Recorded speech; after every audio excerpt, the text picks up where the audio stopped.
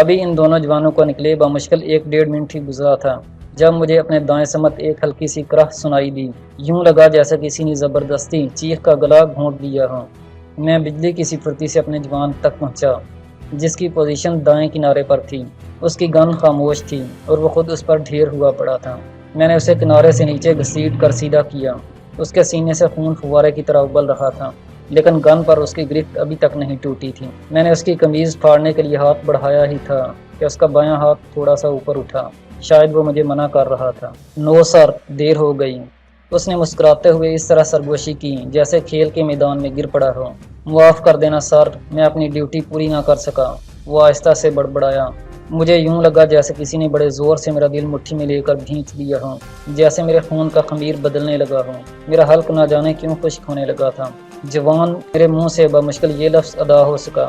میری جذباتی حالت غیر ہو رہی تھی اور میرا جیادہ کمانڈو موت کی آنکھوں میں آنکھیں ڈالے مسکراتا ہوا زندگی کا سفر تمام کر رہا تھا۔ میں اسے بہت کچھ کہنا چاہتا تھا لیکن اچانک ہی ایک پھانس سی میرے گلے میں اٹک گئی۔ مجھے چند الفاظ ادا کرنے کے لیے بھی بہت زور لگانا پڑا۔ جوان، تم ہمارے ساتھ جاؤ گے، تم نے اپنی ڈیوٹی پوری کر لی، ہم پھر آئیں گے۔ اس نے میری بات کے جواب میں اپنے ہونٹ اتنے زور سے کاٹے کہ ان پر خون کی تہ جمنے لگی۔ شاید اپنے اندر اٹھنے والی ٹیسوں کو روکنے کی کوشش کر رہا تھا۔ وہ آخر کمانڈو تھا اور جانتا تھا کہ اسے اونچی آواز نہیں نکالنی، مبادا دشمن کو اس کی موجودگی کا احساس ہو جائے۔ سر، اسے بولنے میں بہت دقت محسوس ہو رہی تھی۔ میرا ایک ہی بیٹا ہے، اسے یہ ضرور کہنا سر کہ وہ اپنے باپ کا ادھورا مشن پورا کرے۔ کمانڈو بند کر اور میری گن دشمن کے ہاتھ نہ لگے۔ اللہ، پاکستان، اور ہونکوں کی طرح اس کا منہ دیکھتا رہ گیا۔ وہ آہستہ آہستہ کچھ قرآنی آیات کا ورد کر رہا تھا۔ پھر اچانک اس کی گردن ایک طرف لڑک گئی۔ حسن دین، حسن دین، میں حسن دین، حسن دین۔ میں اس کے مردہ جسم کو پاگلوں کی طرح جھنجھوڑنے لگا لیکن وہاں تو ایک ابدی مسکراہٹ کے سوا اور کچھ باقی نہیں بچا تھا۔ میں نے ایک لمحے کے لیے اس کی شکل سے آنکھیں ہٹا لیں، دوسرے ہی لمحے حقائق کی دنیا میں لوٹ آیا۔ دوبارہ اس پر نظریں گاڑیں۔ ایک ملکوتی حسن نے اس کے چہرے کا احاطہ کر رکھا تھا۔ میں نے بے اختیار جھک کر پہلے شہید کے ماتھے کا بوسہ لے لیا۔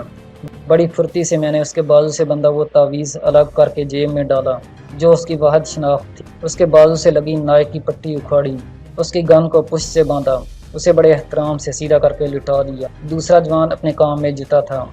میں نے کھڑے ہو کر اس طرف کا جائزہ لیا، اس کنارے سے جہاں وہ مورچہ بند فائرنگ کر رہا تھا 15-20 گز دور مجھے 5 بھارتی سپاہیوں کی لاشیں بخوبی دکھائی دے رہی۔ شاید یہ لوگ اچانک اس کے سر پر پہنچ کر اسے قابو کرنا چاہتے تھے لیکن اس کی نظروں میں آ گئے۔ شہید مرتے مرتے اپنی ڈیوٹی پوری کر گیا تھا۔ اس کے ادائیگی فرض کے اس شاندار احساس پر میری گرفت اپنی گن پر بڑی مضبوط تھی اور ابھی تک میں صورتحال کا جائزہ لے رہا تھا۔ جب ان لاشوں کے عقب میں مجھے کچھ سائے رینگتے دکھائی دیے، میں نے گن کو فوراً سیدھا کیا لیکن پھر میرا گن والا ہاتھ جھک گیا۔ میری گن دوسرے ہی لمحے بائیں ہاتھ میں منتقل ہو چکی اور دایاں ہاتھ اپنے پوچھ میں رینگ گیا۔ چند سیکنڈ بعد میں ہینڈ گرنیڈ تھامے سایوں کی نقل و حرکت پر نظریں جمائے کھڑا تھا۔ گرنیڈ کی پن نکل چکی تھی اور میرا سارا قہر میرے دائیں بازو میں منتقل ہونے لگا تھا۔ ساتھی کی شہادت نے میرے خون میں انگارے دوڑا دیے تھے۔ جیسے ہی وہ لوگ میری رینج میں آئے، میرا گرنیڈ والا ہاتھ پیچھے کی سمت سیدھا ہوا اور پھر سر کے اوپر سے ہاتھ گزارتے ہوئے میں نے گرنیڈ ان پر اچھال دیا، ایک کے بعد دوسرا اور پھر تیسرا۔ میری خواہش تھی کہ اپنے ایک ساتھی کی شہادت کے بدلے دشمن کے کم از کم ایک بریگیڈ کا صفایا کر ڈالوں۔ اس کے ساتھ ہی میں واپس پلٹا اور دوسرے کمانڈو کو مخصوص اشارے سے واپسی کا اشارہ کیا۔ دوسرا جوان میرے پاس پہنچا تو ایک ثانیے کے لیے اپنے شہید ساتھی کی لاش دیکھ کر ٹھٹک گیا، پھر کسی میکانیکی عمل کے تحت اس کے گھٹنے جھکتے چلے گئے۔ زمین پر گھٹنوں کے بل بیٹھ کر اس نے اپنے شہید کمانڈو کی پیشانی پر بوسہ دیا اور اٹھ کھڑا ہوا۔ مجھ میں تو سچی بات ہے اس وقت اپنے جوان سے آنکھیں ملانے کی ہمت بھی نہیں رہی تھی۔ میں صرف یہ سوچ رہا تھا کہ شہید کے جسد خاکی کو یہاں سے لے جانا ممکن ہے یا نہیں۔ ہم کم از کم یہاں اس کی لاش چھوڑنے کا خطرہ مول نہیں لے سکتے تھے۔ میں اپنے کمانڈو کی طرف پلٹا تو وہ بھی کسی حکم پر عمل کرنے کا منتظر کھڑا تھا۔ میں نے اپنی گن اسے تھمائی اور جھک کر شہید کے جسد خاکی کو اپنی پیٹھ پر لاد دیا۔ میرا جوان بھونچکا رہ گیا۔ اسے یہ امید تھی کہ میں اسے لاش اٹھانے کا حکم دوں گا لیکن وہ نہیں جانتا تھا کہ میں اس عادت سے کبھی محروم رہنا پسند نہ کرتا۔ شہید کا جسد خاکی اپنے کندھوں پر اٹھائے میں نے نالا عبور کیا، پھر زمین سے چپک گیا۔ ہمارے چاروں اطراف گولیوں کا میہ برس رہا تھا لیکن اپنے چند ساتھیوں کی بلی دینے کے بعد دشمن اب اجالا پھیلنے سے پہلے ہمارے نزدیک آنے کی جرت نہیں کر سکتا تھا۔ احساس ہو چکا تھا کہ ہم جیتے جی ان کے قابو میں آنے والے نہیں۔ میرا جوان میرے ساتھ لگا ہوا رینگ رہا تھا۔ وہ کبھی میرے دائیں پہلو پر آ جاتا اور کبھی بائیں پہلو پر۔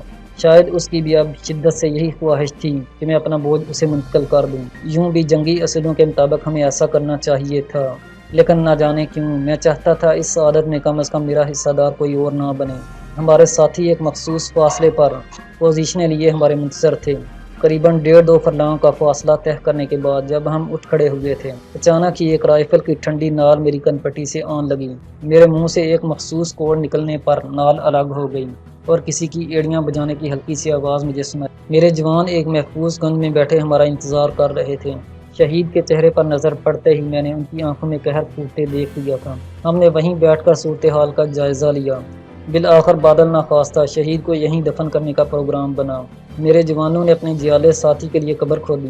باری باری اس کی پیشانی پر بوسہ دے کر ہم نے اس کے جسد خاکی کو قبر میں اتار کر اس پر مٹی ڈال دی۔ تاریخ نے آج 18 سال بعد پھر خود کو دہرایا تھا۔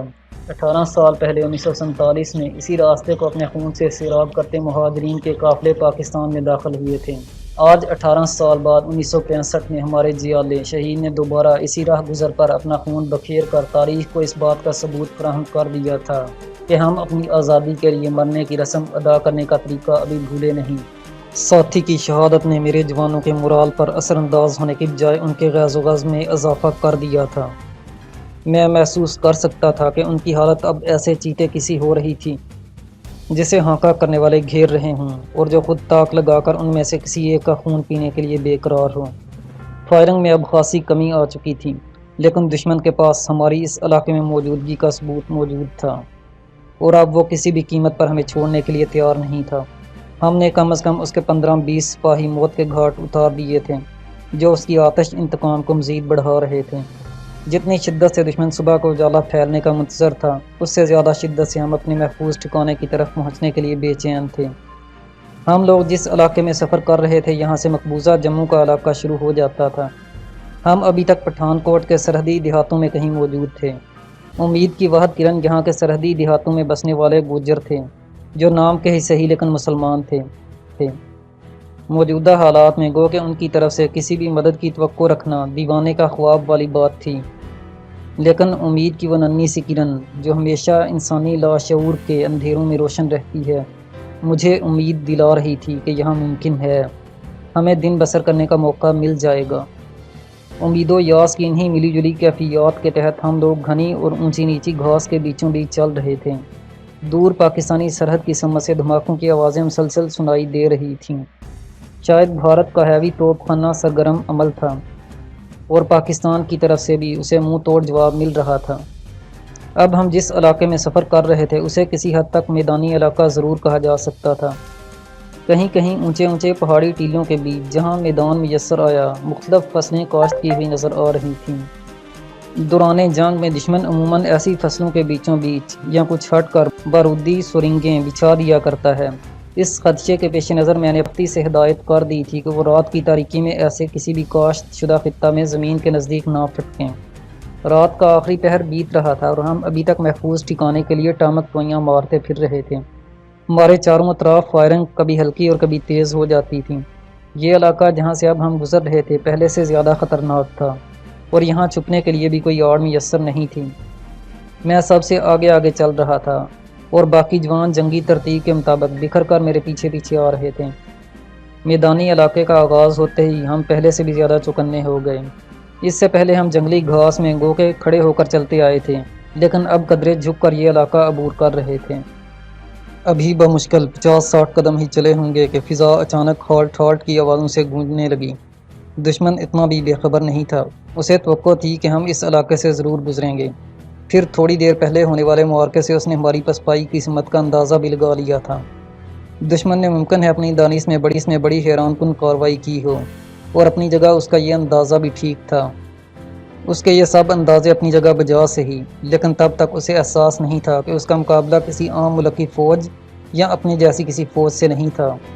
عام ملک کے فوجی افسران ایسے خطرناک منصوبوں کے متعلق سوچنا بھی گناہ سمجھتے ہیں جس پر ہم نے عمل کر دکھایا تھا۔ وہاں ہر شخص زندگی کی جنگ لڑتا ہے، لیکن یہاں ہم موت کا سفر طے کرنے آئے تھے۔ اگر زندہ رہنے کی کوئی خواہش کسی کے دل میں تھی تو اپنے شہید کمانڈو ساتھی کی شہادت کے بعد وہ بھی ختم ہو چکی تھی۔ اس لمحے جب دشمن نے ہمیں اچانک سرپرائز دیا تو مجھے اپنا ٹریننگ سینٹر یاد آ گیا، جہاں ہمیں ہفتے میں کئی مرتبہ اس طرح کے اچانک سرپرائز دیے جاتے تھے۔ ہم نے یہ عمل اس سے پہلے اتنی بے شمار دفعہ دہرایا تھا کہ اب مجھے یہ سب کچھ معمول کی کسی کارروائی کا حصہ دکھائی دینے لگا تھا۔ فرنٹ میرے منہ سے نکلا۔ اس کے ساتھ ہی میرے ساتھی اپنی اپنی جگہ اس طرح ساکت ہو گئے کہ بہت نزدیک آنے پر بھی وہ کسی کو دکھائی نہ دے سکیں۔ پاس ورڈ کسی نے چند گز دور سے پکارا۔ اسپیشل ڈیوٹی، ہم لوگ آپریشن کر کے واپس آ رہے ہیں۔